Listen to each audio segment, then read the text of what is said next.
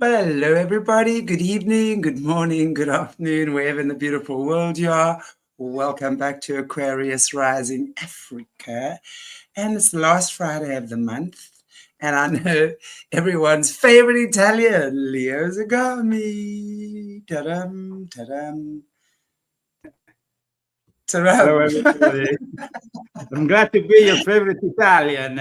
And in any case, welcome to the new year with a lot of interesting topics to discuss, as usual, in our monthly chat. Absolutely. And I have to say, you are everyone's favorite Italian, Leo. we That's good. said, look at all the yays in the chat. You see, look at that. Are you blushing, Leo? Am I see your cheeks go a little bit cherry red there? I guess. I'm not used to all this attention. So thank you for really regarding my work so much as important to your lives and to your awareness and your solutions. Let's include also the solutions. Exactly. Well, welcome everybody. It's Friday, the last Friday of the month, with, of course, our favorite Italian, Leo Zagami. And I must say one thing, at least I'm a favorite Italian because there is some shows who complain that my accent is too thick to understand. This one instead it's actually complimenting me for my accent. I have to tell you, well, I think you might even have been on the chats, right? When someone was saying they love your accent, but you talk very fast. So I think it was Duke who said, well, you can put it on slower. Okay, I have to put it in slow mode. So that's the solution. You got to put Leo on one. Okay. What is it? You know, Italians tend to talk a little bit fast. And I think that is the problem. We are used to talk very fast. In fact, even for my wife, who has been learning Italian for the last few years, the main problem is how fast we talk at times, especially people like me who are from the radio. I was raised, I started my first radio experience when I was 10 years old. I was actually involved in fairy tales for children. And then when I was 13, I was already given my first radio show. And radio hosts in Italy tend to be even more fast than the regular folk when they talk, And so it's like, and you're like, oh. Exactly. It's so passionate, always with the hands. I mean, I relate to that. I'm always talking with my hands. That wasn't included in my first radio experiences because we didn't have a camera. But I have to say that when I was 18, then I started my first TV show in Italy. It was for this Catholic TV station that became after the official Catholic TV station for the Bishop Conference in Italy. Imagine that. And I was going around with my cameraman around Italy. And I remember doing these incredible interviews to normal people in the morning, even people who were like the rubbish man, and asking him questions about, I don't know, geopolitics or some weird stuff. And they were like, and so, but it was, I liked the clash, and then I wanted to really experiment. And it was 1988. And we started to experiment between 1987 and 1988, what I regard was probably the first forms of reality TV, because I had this cameraman to follow me in the car, follow me around, and just give this reality feel rather than being in a studio. And so it was a very interesting experiment. But it is in the Vatican archives, by the way. This is what Monsignor Mario Pieracci told me. So it is in the Vatican archives. They keep my videos together with the ones of John Paul II in the same channel, which they used to do every Sunday, a special dedicated to him and going around. John Paul II was always going around. So they were always filming him. And then there was my show. So great mix, I guess. With Frankie Goes to Hollywood, relax. That was when that was what I played on my first show, but that was kind of like a little bit criticized and ostracized by the bishop. But I still managed to have and gather a lot of success and continue for at least a few years with the Catholic radio and then TV. So I wasn't too bad. I'm sure you probably gained a lot of fans as well, even though you Well, might I be guess not. at one point when I was 19 and I abandoned that scene, I was probably too much of a sinner at that point. I had to go on commercial radio, so I was regarded as too much of a sinner. I remember I was driving back home from one of my raves, and I encountered my friend, the priest, Monsignor Mario Pieracci, who started the radio and TV station, and he was like, "Oh, I hear very many things about you these days." And I was like, "Well, I hope they're good." Yeah. Of course not. But who would want to have good stories for the priest anyway? Yeah, absolutely. I mean, they are the biggest perverts. So I think that any of my stories will not compare to their own stories. And nowadays, actually, the incredible thing is that when they do these gatherings with Pope Francis, they even have a DJ set by a priest who is mixing, you know. And I'm like, well, that's like something maybe I did a lot better in a few decades back. So I mean, but at the end, I wasn't inspired enough to become a priest. I have to admit that was what I remember. One bishop told me, "Leo, you will make a great bishop, maybe even a greater cardinal, but you like women too much." I said, "Thank God, I don't like little children." Which is, yes, the Well, acquired taste exactly. for the Vatican. I was going to say, Leo, I'm sorry. I do not think you would have made a good cardinal. I don't know, And I'm maybe. going to leave it right there. I'm going to leave it right there. But I'm sure your wife is very happy, right? So. Well, of course, but I mean, I'm always of the idea that the chastity of the clergy in every denomination, I mean, Catholics, but also in other denominations, should be a voluntary choice that brings you to sanctity, not a obligation that instead brings you to perversion, because then we saw what has triggered this whole chastity thing for the clergy, has then welcomed most of all homosexuals in seminaries, without anything against homosexuals. The problem is that if you now enter a seminary, and the Vatican has just condoned and approved a new law whereby you can be gay and enter a seminar as long as you don't practice homosexuality.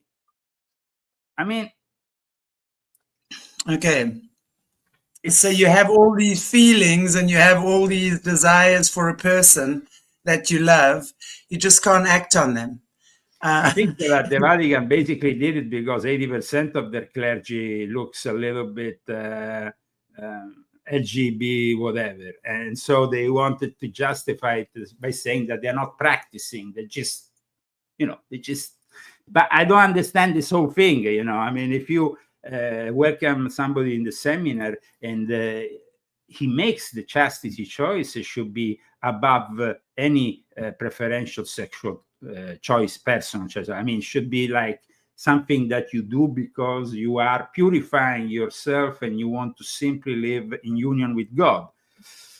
That is an ideal thing, though, that never happens for the majority of the clergy. So I suggest that in the future, even for the Catholic clergy, they make this an option, a choice.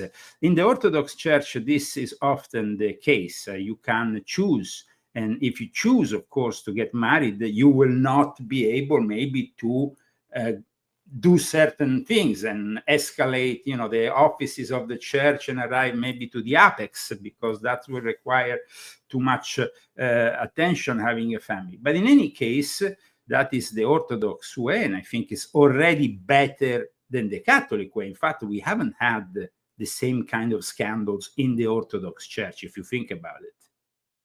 Right. Absolutely. We have had a lot of scandals instead in the Anglican Church, which permits marriage, but at the same time permits everything, because the Anglican Church is this residue of British imperial power, which of course you have also in South Africa, and very well is more political than religious. And that is really what I've been writing about. For those who read leozagami.com, I wrote about, of course, the Episcopal bishop in Washington, D.C., who went on criticizing Donald J. Trump on immigration and LGBTQ issues immediately after the inauguration. And there was severe criticism for this woman who is, by the way, always been a leftist. And so she has clear political ideas, which I don't think should have in any way been used and promoted on the pulpit when you are actually receiving the President of the United States. So the Archbishop of Washington, D.C., the Episcopal Archbishop, has made a political choice because, unfortunately, religion is being used in an instrumental way by the New World Order, by the Illuminati, by the Jesuits, who are behind even the Episcopal churches. Now, the Episcopal Church is simply the Anglican Church here in America. When in 1776 America became independent from England, they decided to break from the Anglican Church because, as you know, the Anglican Church theoretically in England was still is under the king or the queen. So they couldn't have that, and they became independent, and that's what she was representing. But it is still a form of church connected to the state in a way. So her criticism was definitely not welcome, as well as probably future criticism from Robert McCrory, which is the new Archbishop of Washington, D.C., but Catholic Archbishop nominated by Pope Francis. Because Pope Francis was immediately able to criticize Trump even before the day before the inauguration on Italian TV, saying that his move against immigration, his mass deportations are a disgrace. Well, they're not a disgrace. They're actually, at the moment here in the United States, cleaning up a lot of cities from the dangers of these gangs. And the majority of Americans are welcoming the policies of Donald J. Trump. At the moment, the polls are very good. The majority, I repeat, of Americans stand with Donald J. Trump. I don't think that in your country or many other countries abroad, you realize what's happening here, the vastity of that, because you seem, a lot of people seem shocked to say, but Trump really is doing this? Is he maintaining his promises? Because for the first time, they see somebody in the political arena who is actually maintaining their promises. It's something that around the world never happens, because politicians are well known to promise anything on their campaign and not maintaining anything after their campaign. So, and this happens in every country. It can be Europe, it can be Africa, it can be any country in the world. They simply blah, blah, blah, and then after there is no substance to it. Instead, we are seeing that here there is substance, and people are a little bit shocked. And some people are like, this maybe is too much. This is so aggressive. This politics is so aggressive. Well, guys, finally we have a guy who is not hiding. For 4 years we had Biden, and he was nowhere present. Here we have a president who presents himself every time there's a problem in front of the cameras with no teleprompter and simply answering the people. Of course, Trump will not be a perfect president simply because the office of president brings you to some level of compromise. So the perfection that may be the ideal perfection will never be reached by any president. But I think that is on the way to really revolutionize a lot of things. And in regards to the subject of today, what happened was that, as you know, I have written an article about it. You can find it, of course, on leozagami.com. Trump launched this Project Stargate, and there was a lot of talk for a few weeks about Project Stargate. And I said to people who were there criticizing Trump for bringing in ChatGPT, OpenAI into the equation, and of course SoftBank and other investors to revolutionize and maintain the leadership over the AI. There was a lot of criticism because, of course, up until now, Silicon Valley has never really been a beacon of free speech, let's say. It has operated during the Biden years as an oppressive, almost like an inquisition. It was like a modern inquisition. The Vatican is well known for censorship of certain books and stuff during the period of the Inquisition. And even up until the early 80s, they had books that were censored on this Vatican blacklist. I remember myself going... sure they still do, Leo. That Vatican is so dodgy. I mean, up until the early 80s, I think there's so much that they're still holding hostage and not showing us. But up until now, of course, they still have the Vatican archives, which are almost inaccessible to any normal person. But having said this, the Vatican, of course, and the Jesuits work hand in hand with Silicon Valley, and they have worked hand in hand with Silicon Valley also in regards to censorship. And that's why with a Catholic president like Joe Biden, the second Catholic president in history, we had a massive censorship. Just yesterday, Trump was awarded an enormous amount of money by Meta, even if now they are in friendly terms with Mark Zuckerberg. But he had sued him for having been removed from Facebook after the 6th of January 2021, and he got $25 million for that. I wish I got $25 million for every time I was removed from Facebook or blocked from Facebook, because that will make me a very rich man. But in any case, Elon Musk won't even reinstate my Aquarius Rising Africa Twitter account. Yeah, no, I mean, I must say that I have a lot of criticism also towards Elon Musk, which has been, of course, a beacon of hope for some people and somebody who has invested in free speech with X, but at the same time, he has not reinstalled my old account. In the end, he actually blue check marked my new account, which is quite unusual.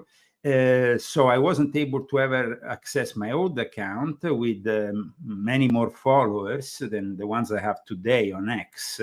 And at the same time, there's a bunch of fake profiles on X which insult me, which I should be actually suing Zuckerberg for. And the same actually also, Musk, but I should also be suing Zuckerberg because Instagram banned me only because of a photo with Alex Jones in 2019. They never reinstalled my Instagram, and I lost a lot of followers there, and they never apologized. So these social networks that now are... Okay, it's an interesting topic that we're having then tonight, because we're talking literally about the Chinese being the downfall, literally facilitating cyber Satan and being the downfall of what's happening with America's economy and etc. And we're going to talk about that now. Absolutely, absolutely, and it's important that we talk about it. Yeah, for sure. But isn't this interesting that this is what YouTube and Facebook and whoever is doing to their own people? And that's American. So why are they banning us? Why are they shutting up our voices? Well, things are actually changing after the 5th of November, and I am testimony of it, because I even managed to suddenly, out of nowhere, a couple of my old YouTube channels reappeared with thousands of subscribers. Not my main channel, but at least I recovered 2 of them, one with 5,000, the other one with 9,000 subscribers, and they reappeared, and they were censored originally because of the pandemic issues, especially because of Hunter Biden and his laptop, which I had exposed before the election. All these things got me in trouble with YouTube, which banned me and removed 17 channels. So 2 of them, at least they immediately gave me back after the election. This was a signal that something was happening, that they were lifting their censorship on YouTube. Then Facebook also was about to remove me from Facebook before the elections. They had threatened me to remove me. They had sent me a notice that they will remove me from Facebook, and also remove my page, Leo Zagami in America, which had different strikes. And so in the end, instead, now suddenly, boom, things have changed, and I don't have any more strikes, and I can say whatever I want on Facebook. So that is why is that change though? Why is that? I find that interesting. Why is that change suddenly? Because what you're telling me, or us rather, is really what we've known all along. We've never had free speech. I mean, I've had my channel struck. I've had, I don't know how many videos taken down. Now what they do is they don't always take my videos down, but they completely demonetize me. And it's like I'm shadow banned, but that's fine.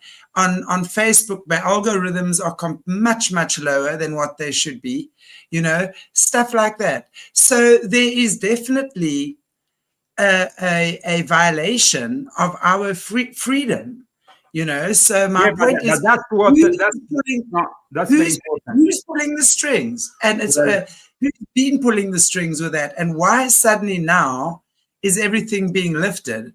Is it Trump administration? Or is it the Chinese? No, it's Trump, because Trump went actually and spoke directly, as you know, also virtually, of course, with the guys in Davos, the World Economic Forum. And he said, I finally managed to also defend the First Amendment and free speech for all Americans. He actually made a point about the fact that he was somebody who was defending free speech. And so he made it clear to the people in Davos, if Kamala won, we would have had the new Inquisition. We would have had basically everything removed. We will have had, I will never reacquire, of course, my YouTube channels, but I will probably be removed, even the ones that I have, the new ones. I will have been removed from Facebook. I will have been, maybe X will have kept going until Elon Musk will have been arrested or something will have happened, and then they will have removed even those. Rumble included, because they were having also a lot of heat on them. So this is a true revolution made out of the people who gave their support for President Trump. Now, I repeat, Trump will have to do a certain amount of compromises during his presidency, but he never compromised on free speech. He always was a defender of free speech. He guaranteed us during his electoral campaign that was the first thing he will move for. And he threatened Mark Zuckerberg, YouTube, and all those people to arrest them. 2 years ago, he told them, when I become president, you will be arrested. And that's why they immediately went to Mar-a-Lago and gave him money, and they wanted to be at his inauguration. They were really scared about the fact that they will be investigated by the DOJ here in America, and they will have a lot of problems. This is not a joke. We are not like other countries. America has a constitution that is not present in other countries. You don't have the constitution that guarantees the freedom of speech we have in America, the possibility of expressing ourselves politically, religiously, freely. That is the First Amendment of the United States of America. And it's one of the cornerstones of this society. So the fact that the Democrats, together with the Jesuits behind the scenes, since the Obama era, they started this censorship. I remember that the first times I was censored was during the Obama era. I was probably removed from Facebook 5 times during the Obama era. And then later on, with Trump, we had still a lot of censorship because Trump wasn't capable yet as a businessman turned politician to sort things out. Now it's different. For the second mandate, he has clear ideas of what has happened. He himself was removed. I mean, Trump was, maybe, I don't know if people remember this, but in 2021, after the 6th of January, if you only mention Trump on YouTube, well, you will get banned. His videos were completely removed. Everything was removed of Trump.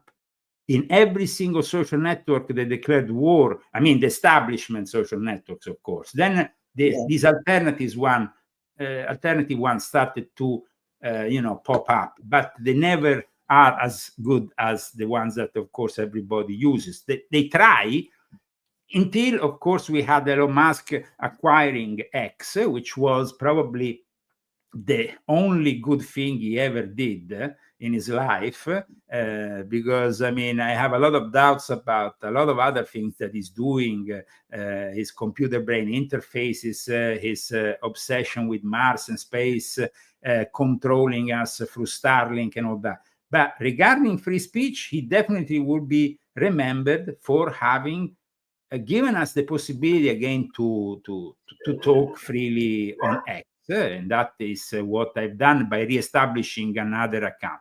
But having said this, now the main helper in the rise of cyber Satan is China, and we know that Elon Musk has a strange, if not doubtful, relation with China. That, of course, we don't know the extent of his involvement, and we don't know really how much he owns to China. But we know that he's connected to China. In any case, having said that, in regard to TikTok, for example, TikTok was briefly removed, as you know, the day before the inauguration. And I think that that was a great publicity stunt also for Donald J. Trump, so he could get a lot of new people, especially the young people, to finally see that he's actually doing something. He's doing something, though, by extending TikTok's life, but it's not like he has said, you know, I'm going to let them carry on. The CEO was present as his inauguration. And now the proposal is this: either you sell it to an American company within the next few days, or either you make an American company at least you can sell 50% of it to an American company and retain the data within the servers here in the United States without sending them in China. So TikTok is like TikTok. It's kind of like it has their minutes counted. It's not like they are, you know, off the hook. Regarding artificial intelligence, though, what has happened in the last week or so? I've discussed since last week. I started a week ago to discuss DeepSeek when nobody was discussing DeepSeek, because I immediately saw what was happening here. DeepSeek is a revolution in a way, because it offers what ChatGPT is offering for close to nothing. And of course, also the price for its development, $5.6 million, is quite ridiculous compared to the $100 million spent by other companies. However, they are typically Chinese. And I always explain this, as you know, even in my books. I always said the Chinese copy everything. They copy really everything. And so what they did is they used probably ChatGPT to train DeepSeek, and at the same time they bypassed the technological aspect, because you see, Joe Biden's administration was completely in bed with China. So they closed more than an eye. They went to, you know, Sleepy Biden was nowhere to be seen. It was like, you know, who was in charge of the White House the last 4 years? It was Obama and Alex Soros. Then, of course, there was a little bit of Joe Biden to be seen every now and then. But his administration was basically a Soros administration in bed with China. So they closed an eye and they kept on giving China the possibility of acquiring this technology, these chips, this technology. However, in September, and that is quite late, they suddenly decided, they said, oh, wow, we are going to block this technology. We're going to create an embargo, because somebody who is called this guy here, who helped developing also ChatGPT and wrote a book with Henry Kissinger. I cite him in volume 7 of my Confessions. I'm talking about Eric Schmidt. This guy here, I talk about him in this book, volume 7 of my Confession, which is very important to understand also the connection between, because you were asking me before, who are these people? These people are Davos. These people are the World Economic Forum. These people are the elite of the Illuminati who works under the Jesuits. So if you want to know who is in charge of all this, you simply have to read volume 6, which is, of course, published in early 2019, volume 7 and volume 9, in which is my trilogy of Cyber Satan, in which I explain how this whole murky world operates behind this globalist. And of course, they have been defeated.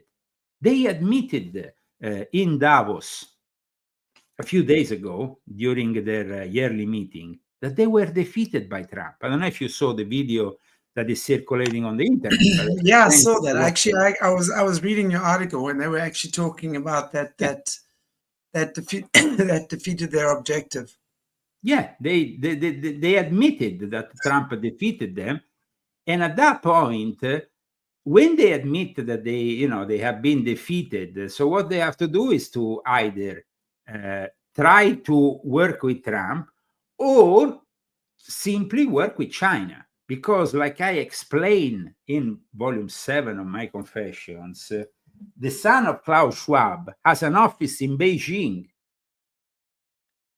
I mean, the son of Klaus Schwab works with China. The World Economic Forum is much more likely, as the way they are built up also ideologically and everything, to side with China rather than with Trump and with the United States of America. So yes, everybody this year, they were, when I started to follow this year Davos, I started to see that there were two topics of discussion. And so I wanted to really get into these two topics of discussion and see what they were saying. That's why I follow Davos very closely every year. So these two topics were Donald J. Trump and how we're going to operate now in this new world with Donald J. Trump. And the other topic was DeepSeek. And nobody was talking about it yet. But there were all the technocrats in Davos warning about the arrival of DeepSeek. It was like an announcement, because DeepSeek is a way that China has to sabotage Trump's America. A little bit like I just want to backtrack a bit, because what you were saying in your article is pretty interesting. Yeah. About how DeepSeek came to be, because what they're saying is that it was started, I think, in the early 2000s by four computer geeks, right? Okay, it was started in 2015. We have to understand the development, though, of Chinese AI. Chinese AI starts actually developing when Nixon and Kissinger start to open up China to the world. At the end of the 70s, they already start working on this whole project about developing artificial intelligence in China. In 2015, these guys come along, and they are from a group of youngsters with this AI enthusiast, Liang Wenfeng, who is the leader of them. This is the official version, though, that I'm giving you. It might simply be a construct of communist propaganda, because we can't trust anything that comes out of China, full stop. But the official version of the event is that Liang Wenfeng and 3 other friends are at this Zhejiang University. Now, Zhejiang University is a very specific university. It's not just a simple university like every other university. It is affiliated to the Chinese Ministry of Education and the Chinese Communist Party. It is been developed after the Communist Revolution. This university was organized as an engineering hub, let's say, specialized in engineering, specialized in science. And in 1998, the Zhejiang is, from 1998, very well known as a medical university, a university for agriculture, but also a university for science. In fact, 52 members of this university are also members of the Chinese Academy of Sciences. And this is an interesting point, because you know who is a member of the Chinese Academy of Science?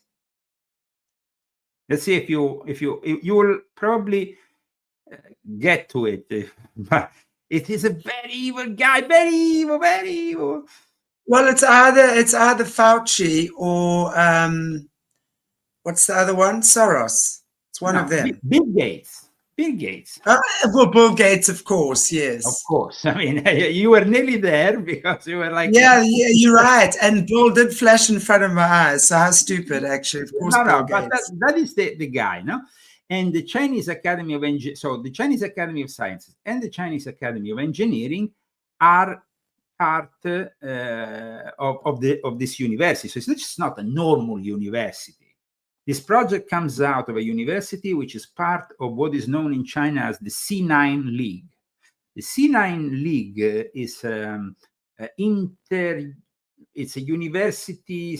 It's basically the C9 compromises the 9 best universities, public universities in China, which operate for the Chinese Communist Party. They have an academic excellence. They have a highly selective admissions, but they have also the job of working for the Chinese Communist Party. So the moment in which these guys who created DeepSeek came up, these geeks, as we call them, these nerds, the geeks, the computer geeks, came up with this whole project. Of course, the Chinese Communist Party was immediately like, whoosh, this is our stuff. We're gonna invest in it.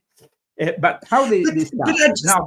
I just want to say something here as well. Sorry about these C9 universities. Obviously, as you say, they belong and they're backed by the Communist Party.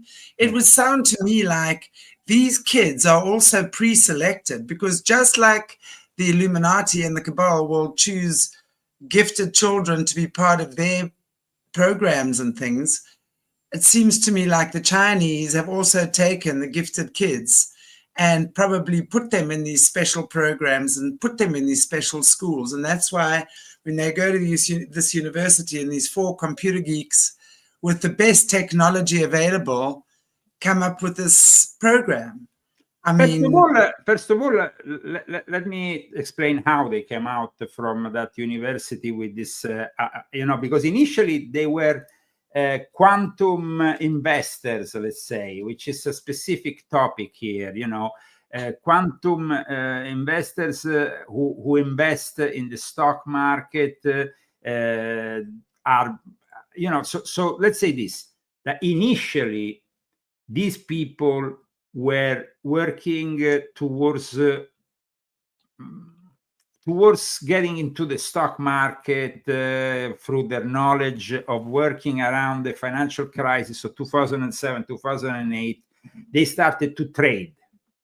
So these kids were kind of smart. They understood that this great crisis that we suffered in 2007, 2008 was a moment in which they could actually speculate. And while still attending this university, they of course became affiliated with the Chinese. Like you said, they choose the best. So the Ministry of Education saw these guys established themselves through starting to adventure themselves into this world of algorithms and investments on the stock markets and stuff. And at that point they told them, okay, let's open a hedge fund, because an hedge fund is a serious business. You need some serious money to open a hedge fund. A hedge fund is not open out of thin air. It's like it's about the investment of a lot of money, and so because it's a pooled investment fund that holds liquid assets for many people. And where did these 4 kids get all this money? Out of thin air. And here is the answer to your questions.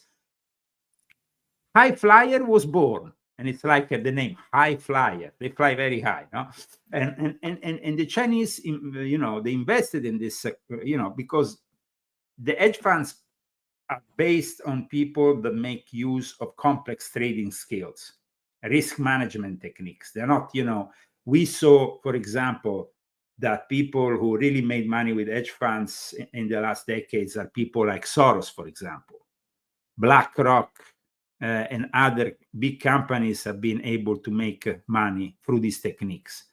It's like you are risking, but at the same time, the risk is not really a risk if you know how to risk, because you have techniques that use leverage and derivative instruments. It's a little bit different from the average guy that goes and invests in the stock market out of nowhere. Me and you going to invest in the stock market. We're going to lose all our money. So then you have money. You want to go to somebody who works at the upper level, who knows how to work these with all the various financial regulations, all the various instruments that can be used, especially the derivative instruments, which is in finance a contract between a buyer and a seller, and that's why it's called derivative. But these are complex things. I mean, these are things that are studied by and are practiced by people who have a degree in economy. Now, I don't have a degree in economy, so I don't want to. But I have a lot of friends who have, and who have given me a lot of knowledge about it, because in the Illuminati, that is what they do. That is their job, is to make money, and the banking system is part of it. So the derivative, I've just got an interesting question here, actually, which I'm wondering if you have an answer on from Janice, and I'll just pop it up on the screen. Do you think China has projects like MK Ultra and Montauk as well? I give all the answers in this book, as you know, volume 11, and it's all here. There's a whole chapter. People want to know, and actually I can tell one thing to people who are following me now, and who maybe just to give a little bit of a synthetic idea, brief idea of what I have given here in this book. China is advancing, and it's advancing in technology, and what we have seen in MK Ultra is primitive technology compared to what we have these days. These days we have cognitive warfare, which is a new kind of mind control, which we have discussed previously on this show. As you know, Chantelle, we have described the use of cognitive warfare by NATO, but also by China, and TikTok is being accused of being an instrument for this cognitive warfare. Cognitive warfare is the mixed use of psychological operations and data centers, social networks, and artificial intelligence. So I will suggest people to go here and understand where we are today. That's why the title is The Past, Present, and Future of Mind Control, from Sun Tzu to MK Ultra and beyond. But if we go right at the start of it, it's still a Chinese dude called Sun Tzu, the first guy who... So we are back to China. It seems like, however you put it, even a few thousand years ago, the Chinese were ahead. They've always been ahead, haven't they? Somehow. Yes. And so MK Ultra lasted 20 years. A lot of experiments were conducted.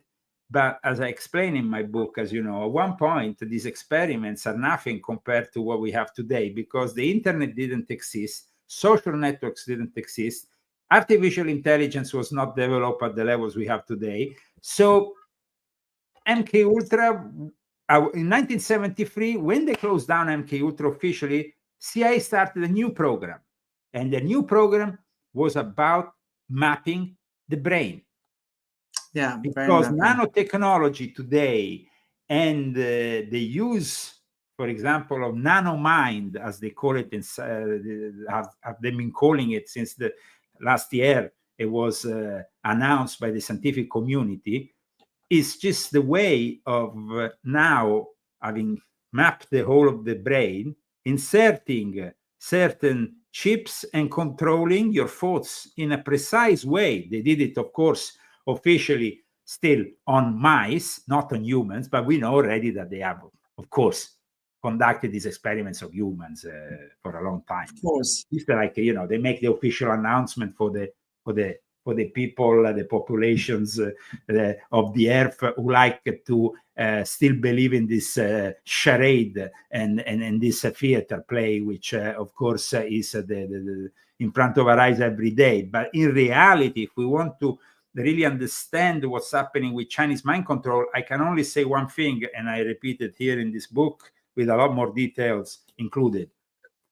With the use of technology, they will be able to turn off your brain instantly in front of you. Absolutely. They have the technology that they're developing, thanks also to AI, that will be capable of turning off literally your brain.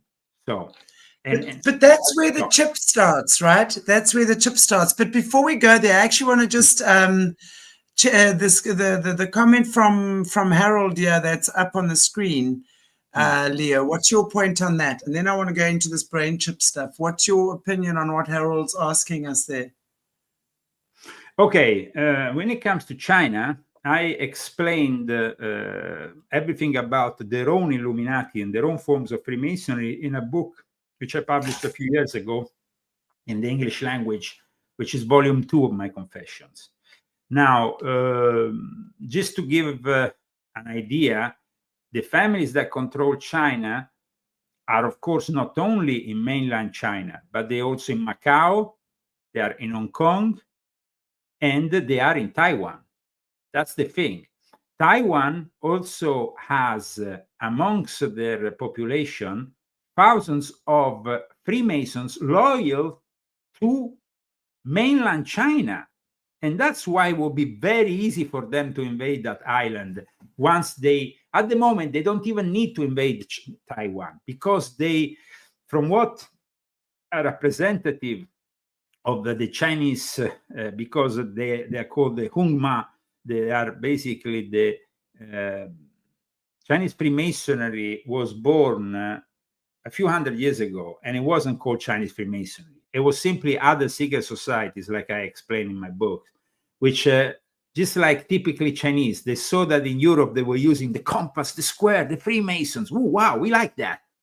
And they stole the symbols. So nowadays you have Chinese Freemasonry, which is found not only in China, but around the world, and it has nothing to do with the European or Western Freemasonry. It's their own secret societies which have adopted the compass and the square and the symbolism so they could kind of like join in, let's say, join in the party. So they don't actually have their own Eastern style of...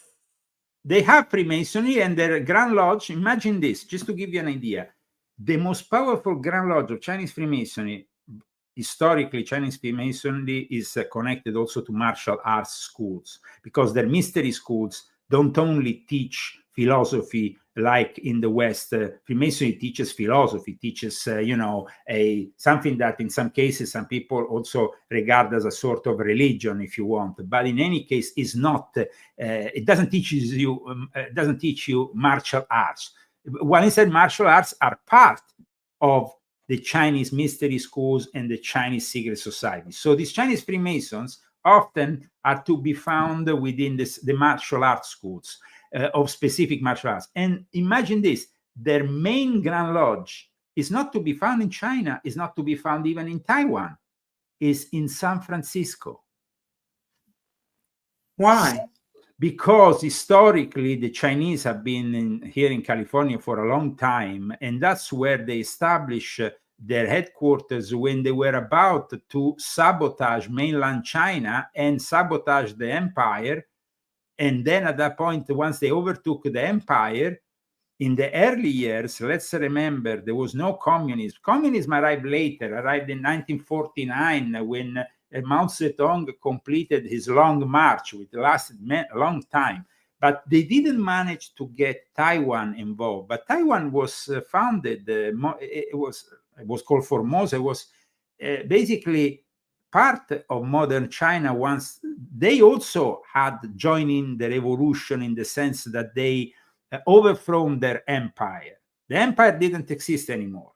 But at that point, they didn't manage to convert to communism the island of Taiwan, simply because Henry Kissinger in the 1950s, and here we go back to Henry Kissinger, who was the inventor of the great strategy of tension using nuclear weapons, said to the Chinese, who didn't have nuclear weapons, if you invade Taiwan, we're gonna blow you up like we did with Hiroshima and Nagasaki. At that point, Mao Zedong said, okay, fine.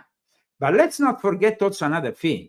Mao Zedong arrived to power thanks to the CIA also. We, unfortunately, gave the possibility to Mao Zedong to become the first communist leader in China. So in the end, a lot of I give you for example, San Francisco is the Grand Lodge of the Chinese Freemasons. Okay. But which is the other great organization we find in San Francisco? Question mark. Answer. The Bohemian Club. And where was the first movie? Yes. And who were the people who opened China to the rest of the world? The Bohemian Club members, Nixon, Henry Kissinger. So we go, it's like, that's what I'm saying, Leo. It's like why I said to you is like, why is it there? More because in my opinion, for their master lodge to be in San Francisco, someone there is either approving it or backing it or whatever they do with each other. And it's obviously serving a purpose for a greater good, or what they seem. I don't know if you remember, but a couple of years ago, when the Xi Jinping arrived in San Francisco, Governor Newsom, as we like to call him nowadays, Newsom immediately cleaned up all the whole city, and everybody was with little Chinese flags of the Communist Party and stuff, and nobody said anything about it. It was just outrageous that this guy, who with his country sabotaged the Trump presidency together with Dr. Fauci and the deep state, where did they do their bioweapon? In Wuhan. I mean, these people are scumbags. And China, we should declare war on China if we were, but we can't, because unfortunately China has created such a system whereby it's literally impossible to detach from as Americans, we seem not to be able to detach from China in any way. And actually, even Trump has to find not compromise, but agreements with China. So now we're going to see from the 1st of February with these tariffs. I was going to ask about that, because obviously there've already been some dodgy deals put in place. And I mean, hey, all you got to do is look here in Africa and you see how China has already taken over. I mean, they really have taken over in a major way here. And really, their plan, obviously, is to take over the entire world. And so it doesn't really surprise me that they're coming after America, which is like the global power, or used to be. I don't know where it's standing right now, for a long time. So, but the choice of opening China to the world was made here in near San Francisco at the Bohemian Grove, where they have the yearly meetings, the Bohemian Club. If they didn't open China to the rest of the world, Kissinger and Nixon, China will still be in the dark ages with the rice and whatever, and they were eating themselves during communism at one point. They literally eat babies during, that's where they say communists eat babies came from. So they will be extremely poor. They will not be a threat to the world, but because they decided that China will be the hub to construct this new world order, and then they will embrace it. Of course, they will also embrace their ideology, because that was their ideology to start with. The communism is not a Chinese ideology. Where was it invented, Chantelle? I'm sure Russia. No. Isn't it Russia? Where? In Germany. What? Well, that makes sense. That makes sense. Wow, that actually makes sense. Was Karl Marx Russian or Chinese? No, he was not Chinese, put it that way. Now, instead, going back to the foundation of China, the foundation, somebody was asking about the families. One of the families that is more powerful is the family of Sun Yat-sen. Sun Yat-sen is the founder of modern China, who founded the Republic of China. And because he founded the modern Republic of China, at one point, there has been a lot of talk, if you remember, a few years ago about all these assets, these Chinese assets from the dragon families and stuff. You remember, there was a lot of talk on the internet, because, of course, these assets exist. However, this guy was born out of a peasant family in Guangdong. He was initiated in Chinese Freemasonry. He went on to graduate in medical school in Hong Kong, but he actually lived and was educated in Hawaii. So he had actually, in Hawaii. Okay, so so it gives you a brief explanation of this guy, because this guy is very important for the future of China and also Taiwan. This guy graduates, and then he leads the anti-Jing revolutionaries in South China. Anti-Jing meaning that they were against the Manchu-led Jing dynasty. Now, these secret societies had been established immediately after the establishment of the Qing dynasty, because they were opposing this Manchu-led imperial dynasty from the very start. And that's where we have the origins of today's Chinese Illuminati. And from the moment this imperial dynasty, which became the last dynasty, because the Ming dynasty was eventually succeeded by the Republic of China in 1912. That wasn't yet communist China. That was basically the same China as Taiwan. Taiwan and China had the same founder, have the same founder. That's why it's very important for Xi Jinping to reacquire Taiwan, because it's part of their history. However, this guy was persecuted immediately. They understood that he was a danger. So what happened to him? He was persecuted by who? Because, I mean, he was persecuted, but at the same time, there was also some people behind the scene who would support him. So there were people within maybe English Freemasonry who were supporting, people within America that were supporting. This guy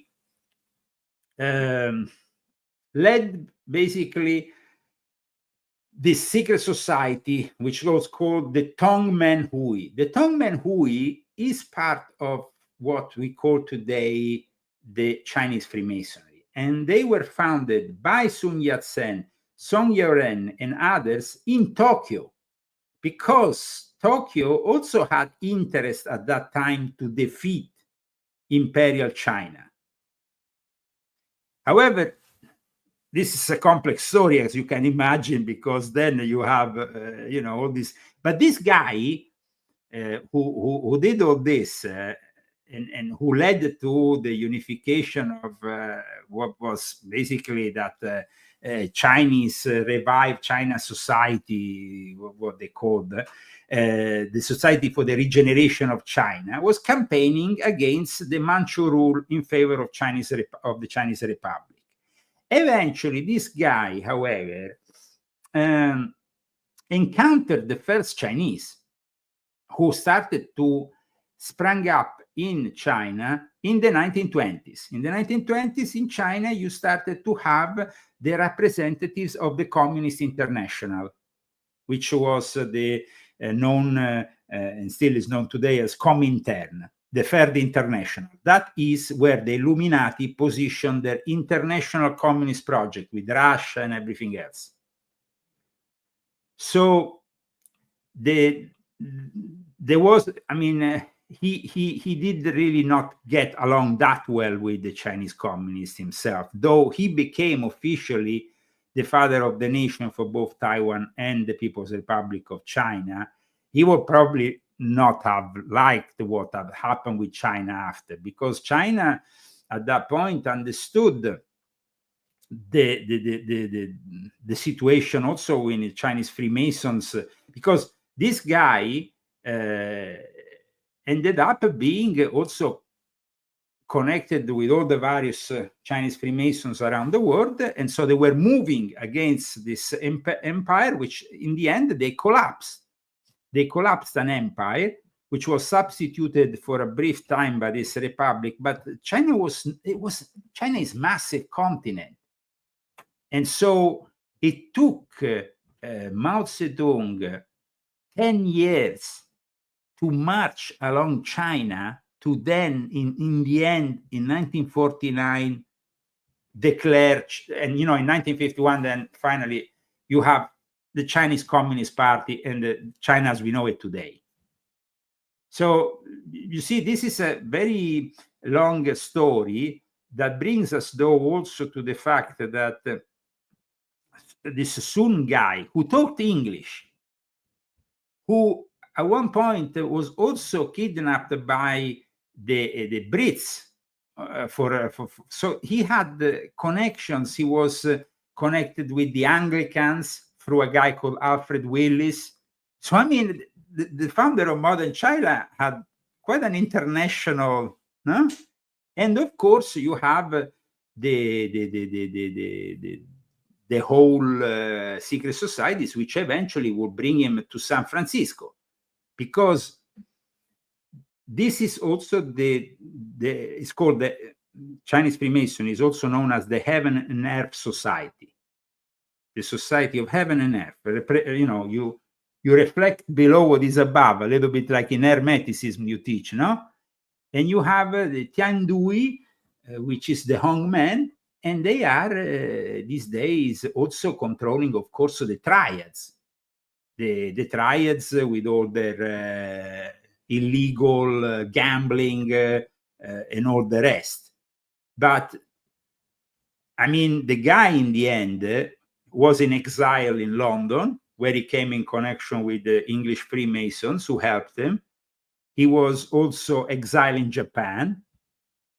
And in the end, he was sustained by certain people in order to get to this empire to collapse. So to get the support of the American Illuminati and to arrive to establish the most powerful Chinese Grand Lodge in San Francisco, he actually went to live there. So today, in the Chinatown in San Francisco, you have the historical residence of the founder of modern China. And when Xi Jinping came to San Francisco, it was almost like going through a pilgrimage. You understand the whole thing? Yeah, for sure. Totally, and for I mean, sure. He lived from 1904 to, for a brief time in San Francisco. And he lived there and was also detained for a brief time. But in the end, he was given the permit also of staying, and not only staying, of raising money in the United States for the revolution that will lead to overcoming the Chinese empire. So, but you see, for me again, and this is an interesting comment here, and I'm not sure what your take is on that, on Aquino set up shop in San Francisco. But you see, for me, when we understand how the system works, really, we understand what I've grown to understand in the past 4 years is that everything is connected, actually. They pretend to be each other's enemies. On the surface, that's what they do. But really, the secret societies are all interconnected. Absolutely. And that's why definitely. That is that's why I said the first question I asked was, why did they go to San Francisco? Because in my opinion, there was a setup, there was someone that who's backing them. Because if they didn't want them there, they would have made sure their asses would have been kicked out a long time ago. And as you say, Bohemian Grove is just outside San Francisco. And we spoke Bohemian about Grove that is the place where they meet. Bohemian Club is the actual place, which is in San Francisco itself, and is the club of all these powerful people that basically was created in the middle of the 19th century. And as I explained in volume 9 of my Confessions, it was actually established by German Illuminati. There's a whole link with this Scalaraffia, however it's called, this German society, which is actually quite public, but also secretive. And I described the connections of the founders of the Bohemian Club with the lodges of the Illuminati in Europe, with what was known as the Asian Brethren, and so on. So this just to give us and then there was this other thing. From the 17th, but mostly from, let's say, from the 18th century, there was a fascination for Chinese secret societies in Europe. There was a fascination. So while the Chinese were copying So we're looking, when you're talking about the secret societies, the fascination, are you talking about specifically relating to the martial arts? Because martial arts, of course, have a great attraction. Yeah, absolutely. The martial arts, for the like I Western say, world. absolutely, martial arts are part of the package. We said that the Chinese secret societies go along with martial arts. Movies. Well, because you see, the legend has it that martial arts in China were started in a monastery, which basically was fighting the Jing dynasty. You see? So there was also a political reason for that. The Shaolin monastery, the Shaolin monks, were opposing that empire. So they went underground and transmitted their martial arts, what is Wing Chun, because we call it Wing Chun more than Kung Fu. Kung Fu is more like a commercial, more profane way of defining it. But Wing Chun, it was developed within the monastery in China, and then when they didn't get along with the new empire, they initiated also the non-monks to these techniques so they could fight the empire for injustice. You understand? You understand? It's so complex, and really at the end of the day, it's like someone was saying, and it's so true, the South African mafia is called die Spinnekop, and that is the spider's web, right? And it's so true. It's like one big spider's web that just reaches out. But just think of it. This guy left San Francisco then, went back with all the money gathered thanks to the new connections with the Freemasons here, the Illuminati and everything else. And then in December 1907, he started the uprisings in China that will eventually lead in 1908 to more uprisings, and in the end, eventually defeating the whole empire. But if you think about it, the Chinese Illuminati that were based in the monasteries, in the Shaolin monasteries, eventually, after 3 centuries, they defeated their enemy. They said they will defeat their enemy, and they defeated the enemy. Because you have to understand, the Qing dynasty took over from another dynasty that didn't have these problems. So it was an internal problem of powers, a power struggle within China that led to the growth of the secret societies, not only in China, but also abroad. And eventually will lead to the defeat of the whole empire and the birth of the Republic of China that led eventually to the People's Republic of China and communism. And now we are in front of DeepSeek, though. So let's go back to DeepSeek. DeepSeek is because this is important to explain a little bit about DeepSeek. DeepSeek is a way for China to, first of all, sabotage the 500 billion project that Trump launched a week before. But at the same time, Trump wanted to launch that project because the Chinese, in a very symbolic way, had already released this monstruosity, this new AI, which is, of course, going to help the rise of cyber Satan. I always said one thing in my books, and you know this, Chantelle, that the West might try to control AI, but ultimately in 2030 is the Chinese who will control AI because they have a plan. Totally. They created a plan called the 13-year plan in 2017 to lead China to being the global leader in 2030. And then they created another plan that leads to 2035 for the complete domination of the world between 2030 and 2035. So they have already everything set up. So absolutely, the understanding of the philosophy of China is very important, and also the understanding of their magic, because this is a country that has a long-lasting alchemical magic tradition. The dragon, what it represents, the energy, the chi energy, how they operate. I think that we really underestimate the Chinese all the time because we have very little knowledge of who they really are. Exactly. But I think that's probably why they would have then, the Bohemian Grove, and I'll just say Bohemian Grove collectively because there's more than one, would have wanted to integrate with the Chinese, because that is part of how they would obviously learn those traditions, skills. It's part of their magic. It's part of how they would weaponize their power. So my opinion is that that's already happened. It would have had to have happened, because it doesn't matter really. I mean, the Chinese are very powerful with their dragon energy and their chi and their stuff like that. That's exactly what these guys are wanting. It's all magic, weaponization. The East knew how to harness energy. That's the thing, through the body. The Eastern traditions know how to harness energy through the body, through meditation, through finding that certain vibration that they connect with very profoundly. And my opinion is that these guys were after that. They were after that, and I'm going to put it in inverted commas, loosh, because there could be another word for it.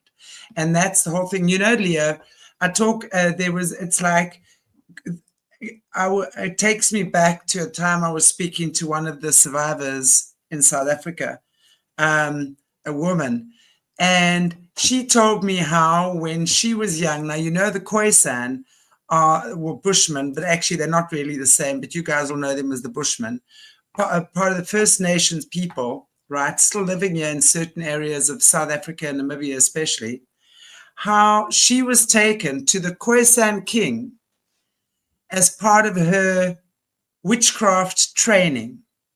They had bought him over, and if you see photographs now, absolutely they have.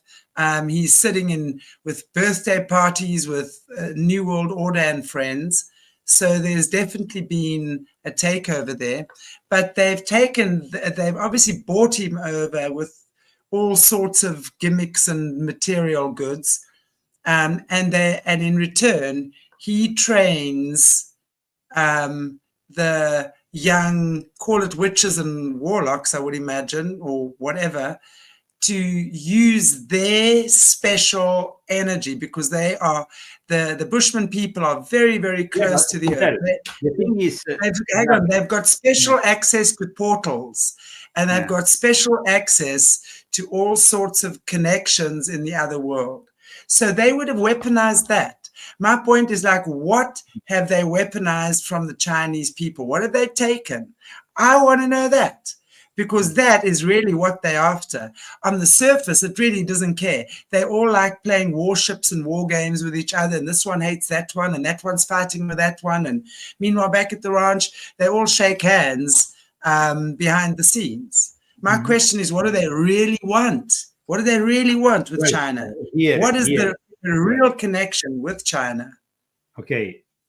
We talked about the fact that ultimately these products are the ultimate products of reverse engineering from substantially a source which is fallen angels and demonic. So the Chinese are in charge of the dragon of the apocalypse. We are simply witnessing the end times as we know them. I mean, I want to just make some clarity regarding DeepSeek, because now, of course, everybody's talking about it. The app went up to number 1. Before, of course, they started to raise, some, alarmism also around this app, because they are afraid that it can be used just as everything else that comes out from China to gather information and data. However, I want to just simply state, for those who are a little bit confused about the DeepSeek and what it is, because it's, of course, a language model, just an artificial intelligence. But when they say open source, it's not open source. And this is very important for what I'm about to say here, because a lot of people say, but if I use the codes open source and I can switch off the Wi-Fi, I'm basically using something that the Chinese have given to the world as a gift to mankind. No, that's not the case. It's absolutely not the case. It's not an open source model. It's an open weight model. What does it mean? There's a difference here. That basically they disclose certain training data and code necessary for, but the underlying problem here is that for the full reproduction of the models, those main codes and things are not fully disclosed. They disclose certain things that, of course, are superficial and that will make the average Joe say, oh, okay, I can use this regardless of China. But that you're not going to have access to the full thing. So the actual important thing is that China is working behind the scenes, and now also Alibaba.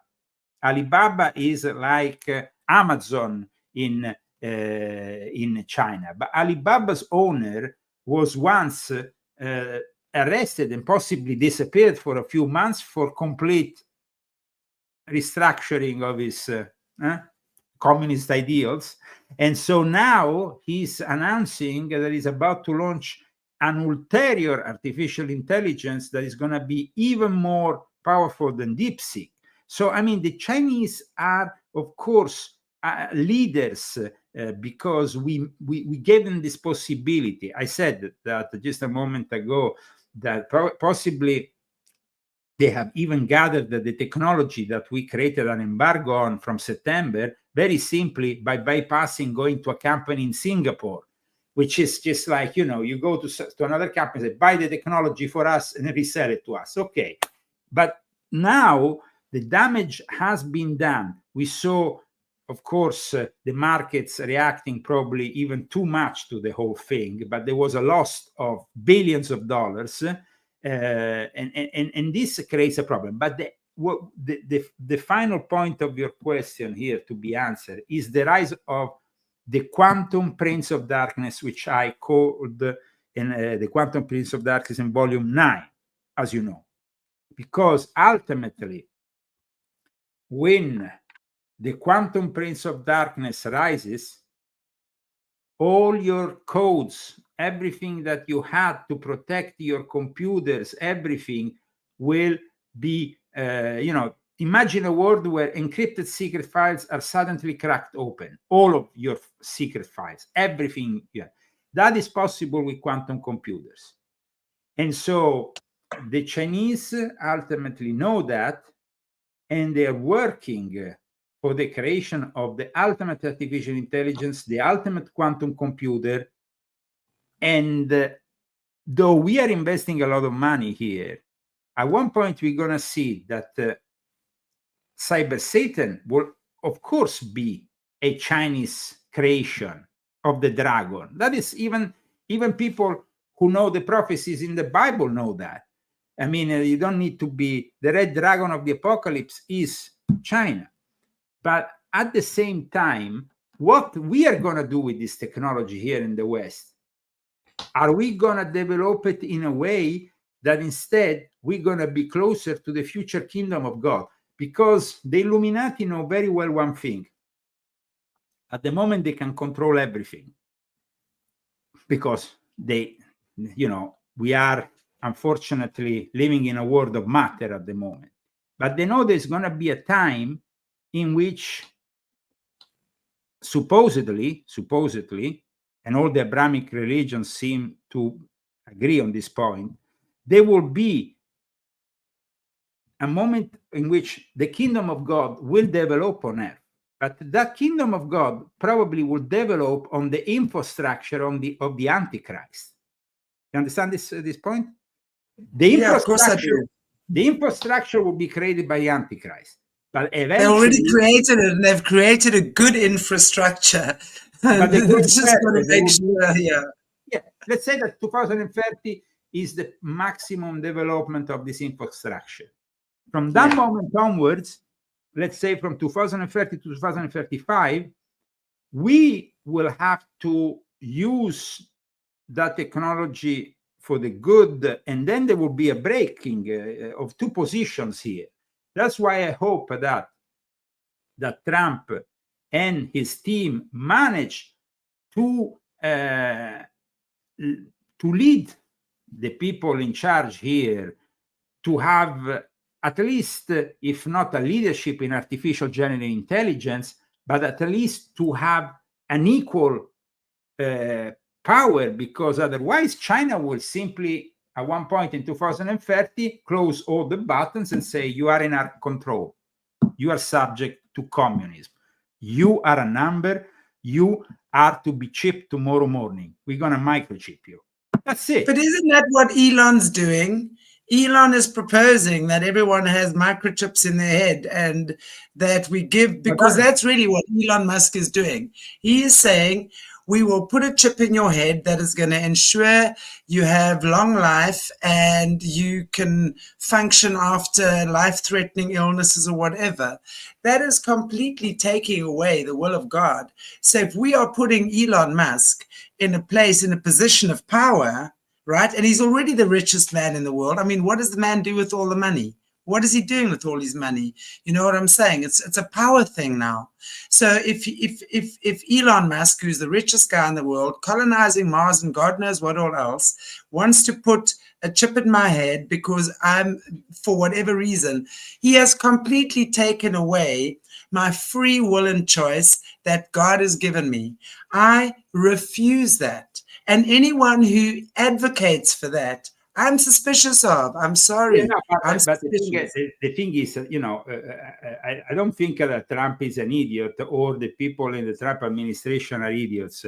They know very well that they have brought closer to them somebody who until yesterday had a complete different vision of things, because Elon Musk was a Democrat. Let's not forget that. He turned around at one point. And why did he turn around? Because his son, daughter, whatever, became a transgender. And that made him really mad. Personally, if I had a son who became a transgender, I would become mad too. So I believe that some change in him was born in that moment. However, Elon Musk has connections with China. He one of Africa. Yeah, no. Remember, he's a South African. No, but Musk was one of a group of U.S. businesses executives who met with Chinese Vice President Hang Seng in Washington during the inauguration. So he actually was talking with this guy who was a high representative of Xi Jinping, sent for the first time for an inauguration. And, you know, Musk also has a significant business interest in China. And he has described himself as kind of pro-China. So we know that definitely there is something wrong in the way he is developing his interests. However, at one point, he will be put in front of a choice. You want to stand with the United States of America, or you want to stand with China? Because, well, what is your take on his Nazi salute, or put that in inverted commas, Nazi salute, the other day, because there's been a lot of discussion around that. I know on other shows we've spoken about that as well. I mean, not too long ago, he's running around in a Baphomet costume. Then when it comes to the inauguration, there he stands loud and proud, giving what was very obviously, to me, I was shocked when I saw it, a Nazi salute. When you look, and there again, when you look also, now people on this channel know Jesse Zabota well, who trained with Elon Musk in the system. His family is South Africa. His mother is South African, Namibian actually. One of a twin, very entrenched with witch doctors here in Africa. His father owns mines here in Africa. So they're very entrenched here with the Nazis. May Musk's father is a known Nazi from Southwest Africa or Namibia now. So he's very entrenched in that, you know, and now when I see him wanting to put neurolinks in everyone's brain, colonizing Mars. What I think here, the thing is this: China, you know, at the moment is the largest supplier of materials for the lithium-ion batteries used in his electric cars. This is a fact. And until we get Greenland, and Greenland is not a joke. Greenland is something that we're going to go and conquer. And I'm sorry to say for all those people who don't have an imperialist mentality, but this is about survival of America. If America doesn't conquer Greenland, we're going to be defeated on the world stage, and the world is going to become Chinese sooner rather than later. So we need to get Greenland in order to get those materials. Otherwise, it's obvious that, he's going to be relying on China, and that we are going to become more and more dependent on China if we push this nonsense of electrical vehicles. So the solution is actually to see if Elon stands with the United States, is to see what he's going to do after we get Greenland. Without Greenland, we don't have those rare minerals that we need. And so this is a very complex answer that I'm giving you, but it's also very complex. No, I appreciate it, because you give me, you're obviously answering from another perspective, and I appreciate that. I'm answering from the perspective of an American. As you know, I was naturalized last year. I given up my European citizenship for a simple reason. And you said the Nazi salute of Elon. I talked about the Fourth Reich being the European Union in volume 7 of my Confessions. I know very well that the European Union is at the moment the Fourth Reich of the Davos elite, because that's why they are actually criticizing Trump, people like Ursula von der Leyen and the others, and they're going against Trump. If Elon continues, of course, to get a lot of criticism in Europe, is also because he is supporting Alternative for Deutschland, which for some people is the modern heirs to Nazism. However, I have to say, I know Germany very well. And why is that? Because I worked in Germany. I actually worked for a German company in the 90s. I was in Berlin. So I know very well what Germany is from a close-up perspective. I worked for a Berlin radio called Kiss FM. So I know Germany. I don't think any other person can know Germany as well as me, because I really know Germany. And Germany is a place where I went back after many years with my wife in 2018. And it was completely changed. It was a completely different country. It was a Muslim country. And it made me sick to my stomach to see what I saw in Berlin. I'm sorry to say, it was a Muslim takeover. So if this means supporting Alternative for Deutschland, which are the modern heirs to Nazis, let it be. Because the problem is that, unfortunately, the CDU and the other leftist parties in Germany have led this policy of letting millions of immigrants from Syria and other countries that rape their women, push drugs, transform the whole. I mean, listen, I went to Berlin after the two Berlins were unified. I went to Germany before the unification. And I think that Berlin is strategic. It's always going to be strategic. Germany is always going to be. That's why the CIA headquarters in Europe is in Frankfurt. But the whole thing about letting Islam taking over Germany, it's like inevitably is going to bring a reaction from these people. The Germans are seeing, and I see it, and it made me sad. Most cities in Germany in the last few years are becoming poorer and poorer. Things that were never happening before. I mean, Germany was like a place you could go around. It was all nice and clean, like in Switzerland, everything nice and clean, everything beautiful. Now it's all rubbish, decline. And it makes me sad. I'm sorry, because, I have ancestors in my family who were amongst the founders of Köln, the city in Germany. I have the symbol of my family within the cathedral of Germany. To see Germany reduced in this way means that the Western civilization has a very big problem. So what Elon is doing with the support of Alternative for Deutschland might seem the support of a far right-wing group, but in reality simply stating the obvious. They have to preserve their identity, otherwise they will succumb with the rest of Europe and become Muslim, which is something, as a European, because I was born there, I don't want to see. As you know, I wrote a book about Islam, volume 10 of my Confessions. I explain how the New World Order is using Islam. And I know also the compromises of Merkel, who used to be a Stasi agent, and Scholz, who was also Stasi agents. These people were communists because they were, people forget that before the unification of Germany, half of Germany was communism, was really communist. It was like Vladimir Putin was the head of the KGB in Eastern Germany. That's how he became famous.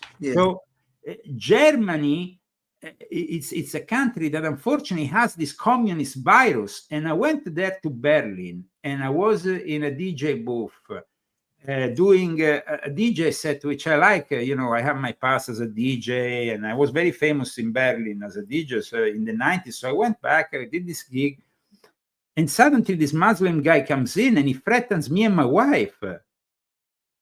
And it wasn't cool at all, man. It wasn't cool at all. And the Berliners, we went and said to the security, they were like, there's nothing to laugh here.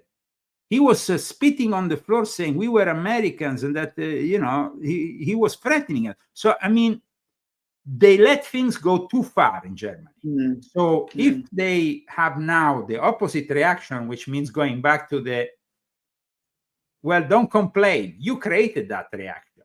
So I think that it's also strange, though, that actually Hitler was a big supporter of Islam.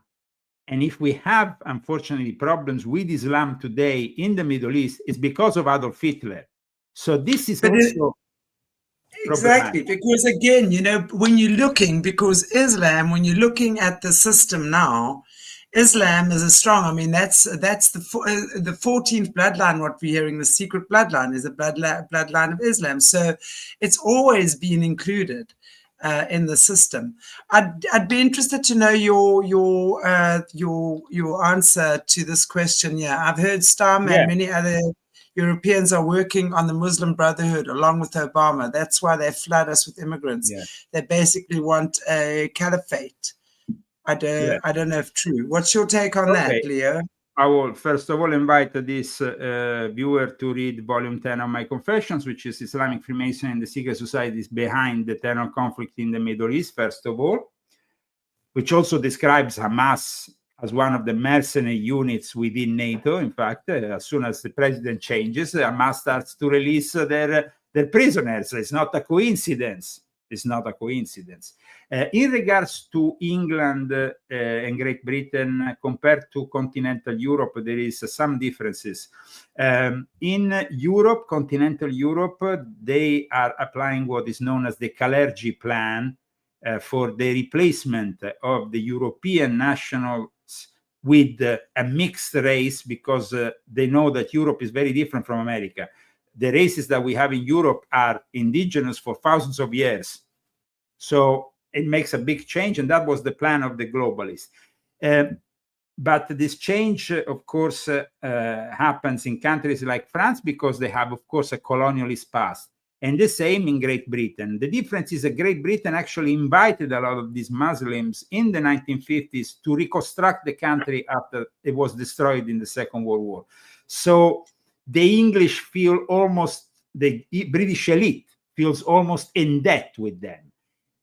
And they have taken isn't the British elite a Nazi bloodline? Well, the British elite is beyond that, because Nazism is just but a tool of the elite, as you know. And it was created, in fact, by those people also within the British elite who were, members of secret societies like the Società Rosicruciana in Anglia, the Golden Dawn, and others that in a way supported the rise of Adolf Hitler through the Thule Gesellschaft and other secret societies. In 1920s, Germany was fueled of Illuminati activity that led to the rise of Adolf Hitler. And many of those activities were conducted either in connection with Islam through Turkey, and I explained this in volume 10, or in connection with Great Britain. So there is definitely this connection. Let's not forget one thing that, like I explained in this book, if we have the present mess in the Middle East, is because the Ottoman Empire was collapsed and it was sabotaged by Great Britain and France. And the Freemasons of the United Kingdom and France built all their lodges around the Middle East in order to then sabotage and get the Ottoman Empire to collapse. The moment the Ottoman Empire collapsed, the people in charge of Palestine that never existed as an independent state were the English.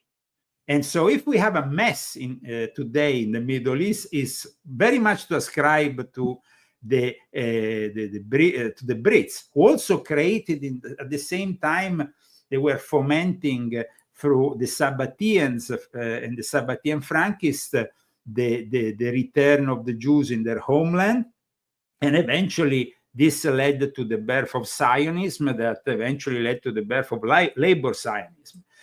So I would say that today we are in front of a situation in the Middle East that could change for a small time, but is always going to be very much of conflict, of eternal conflict, until, of course, they become an integral part of this new world order. But at the moment, they are required to be what they are. I mean, they are used to destabilize countries that the New World Order doesn't want to.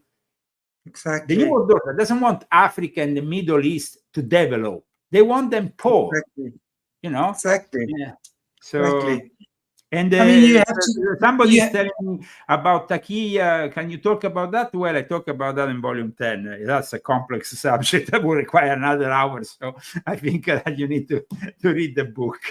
There is a lot of secret societies, of Sufis, of Muslims who are backing the New World Order. And in fact, the World Economic Forum, and this is another thing that, as you know, I have exposed in my book, one of the people in charge of the Islamic section of the World Economic Forum is unfortunately the stepfather of my kidnapped son, which I never saw again.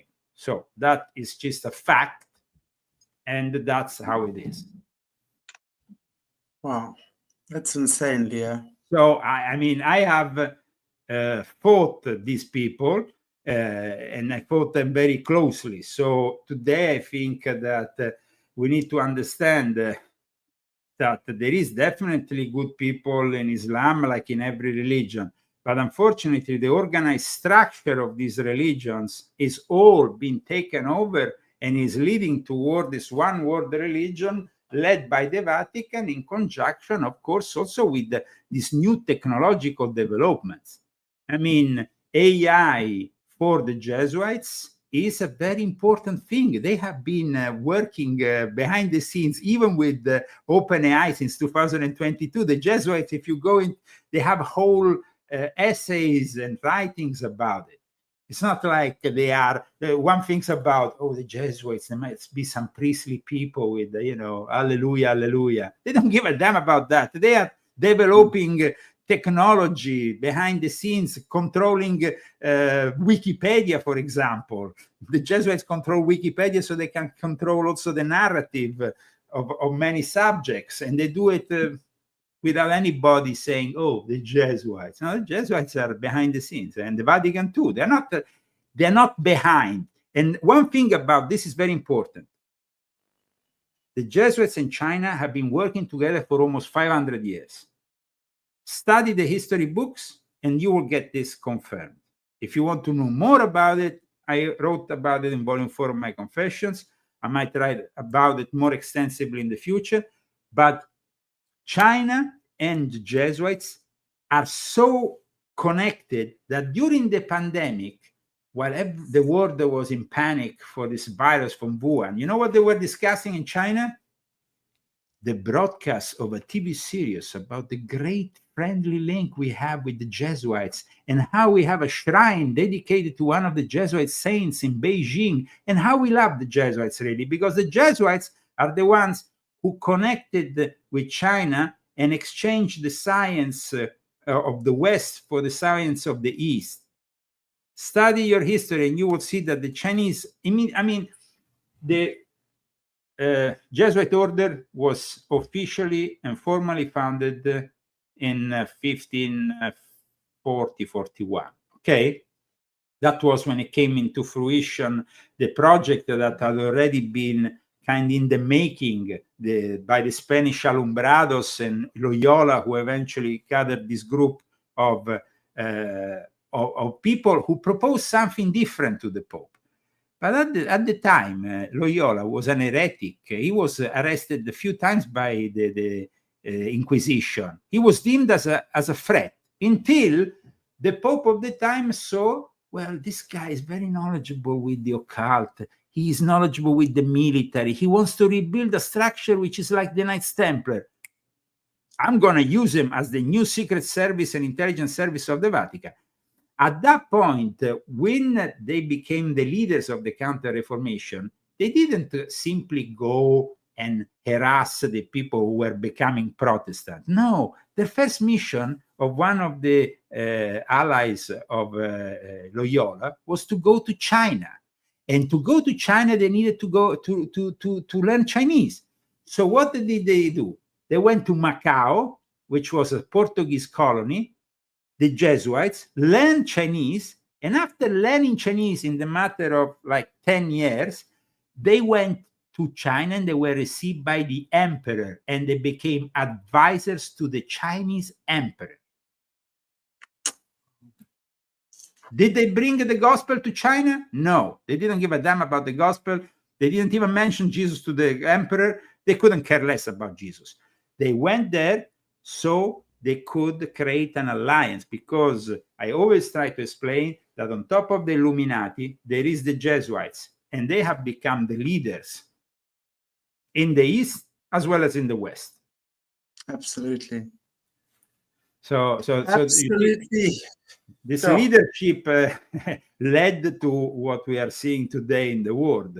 I mean, today we have something like 26 or 27 universities of Jesuit universities here in America. And those elite universities are the universities that produce the future leaders and also the intelligence. I mean, I wrote in volume 1 of my confession a whole chapter about how they recruit in Jesuit universities the members of the future members of the CIA, what kind of teachings they give, and all the rest. I even listed on volume 1 of my confessions the whole list of books they are given to study.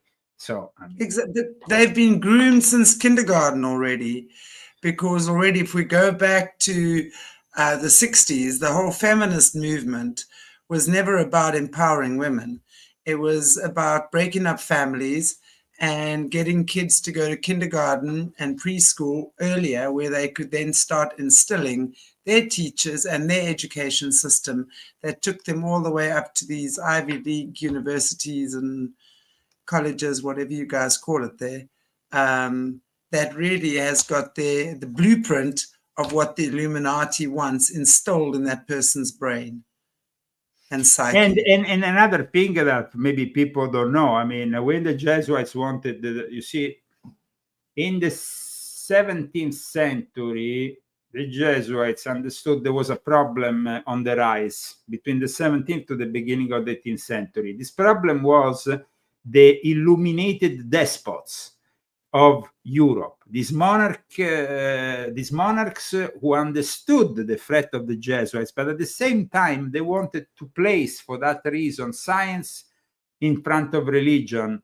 However, without abandoning God, they said God created the natural laws. That was the beginning of the taste movement.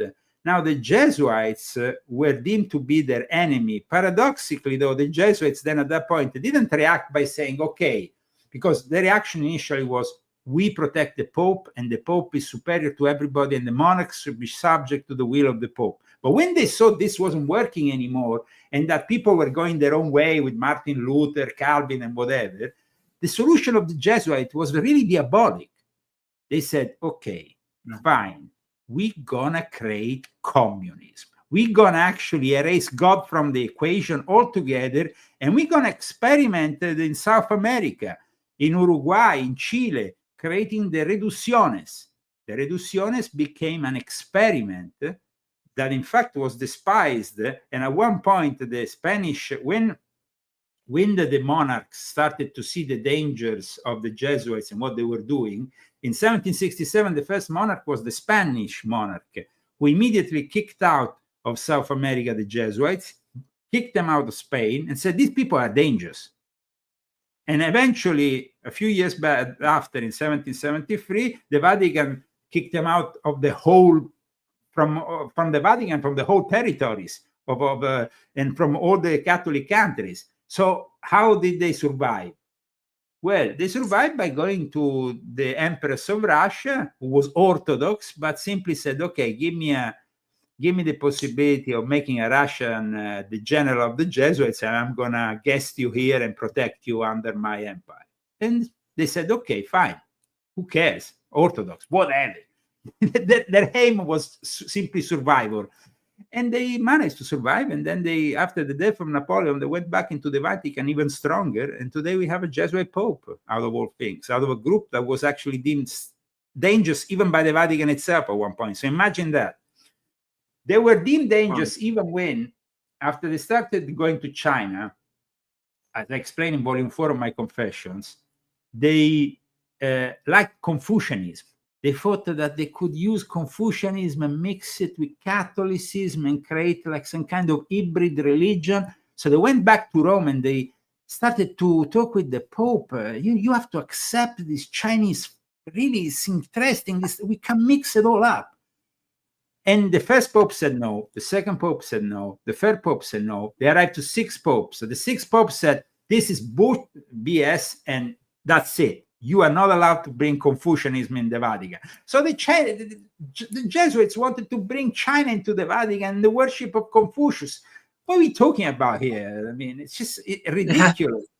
I mean, it's like people don't know. Well, is it really different? Because now that we know who the Jesuits really worship, and they don't worship the true God. They worship. Well, I know it was like when it was to the taste, because the taste worship reason, and the paradox was that initially the Jesuits were contrary, but then when they saw that reason was becoming so important, that's when they laid the basis for the future communism, where reason is the only God. No more God. Who cares about God? Reason and science. And so at that point, the Jesuits led to this change in also their ratio studiorum, what is known as the ratio studiorum in their universities. There was a little bit of a change, but I mean, the Jesuits are they're considered to this day the scientists as well as the secret service and the intelligence operatives of the Vatican. So that is how they operate on mankind. And I hope that the people wake up. And when it comes to Elon Musk, simply check out Elon Musk and Pope Francis, and you will get a great photo of Elon Musk, all his kids at the Vatican with Pope Francis, and that's it. Beyond China, there is the Vatican, and that's where it's all leading. So the crazy thing about all this is, to this day, nobody's discussing the deal that was done behind closed doors by the Vatican in China in October 2018, that was renewed 3 years later without any release to the public, to the journalists, of what this deal is all about. China has made a deal with the Vatican, which we don't know what they have a secret deal. It's secret. To this day, we don't know what the deal is about. But it led to China and the Vatican cooperating, and the Vatican accepted also for this deal as I explain in my books, the bishops nominated by the Chinese Communist Party, which is shocking. For many decades, the real church, Catholic Church, was fighting, in China against the communists. Nowadays, no more, because if you are Catholic, even in the underground church, they're going to arrive there, and if you oppose the bishops by the Communist Party, and if you oppose what the Communist Party wants for the Catholic faith in China, you are arrested. They arrested people also through Zoom calls, so they can access Zoom, because Zoom servers go directly to China, and so that's it. I would suggest to people, maybe not to use Zoom. In fact, we are not using Zoom now. We're using StreamYard, exactly. The bottom line is, Leo, I think they have access to us everywhere. We've been living in this fishbowl for a very long time. And, every time I speak to, people like yourself, for example, it just makes me realize more and more, they're all just playing for the same dark team. They might be having different positions, right? Yeah, but it's just one big shitty dark team. And they all just try and fool us a lot of the time. And it's up to us to be discerning and figure out what's going on and who do This is what we try to do every month here at Solutions with Chantelle. And I thank you so much for having me on once again for our monthly chat. I think that people have appreciated what we have disclosed today. If you want to, of course, know more, you have always my books as a reference or my website, which is leozagami.com, where you can find my latest articles. Absolutely. God bless you all. Yes, indeed. God bless you too, Leo. Thank you, everybody, for joining us. Awesome chat tonight. Nice to see everybody again. And Leo, we will see you back in 4 weeks' time. Absolutely, absolutely. And in the meantime, I'm preparing, of course, my next book, which will be ready hopefully between March and April. But I'm still working on the first chapter, so we're a long way from that. But yeah, it's going to come together. It's going to come together. I'm like, where the hell does all this information come flowing down? Well, I think God. I think God is the great, I mean, without channeling through God himself, at times I feel like he is the one who is leading me to all this great information, because we need to have some awareness on these topics, and the truth should set us free, at least in the end times. Absolutely. And we appreciate you, Leo. Thank you for your genius mind and your genius books. Everybody go and check out Leo's information is in the description, leozagami.com. You'll find all his books there and the links to Amazon, etc. They're on Kindle, they're everywhere. Thank you so much for joining us on this beautiful, well, for me, Friday night. And you guys have a fantastic weekend. God bless you all, Leo. Take good care of yourself. I'll see you tomorrow, everybody, with Brock from Nasaris 17. Take good care, guys. Goodbye.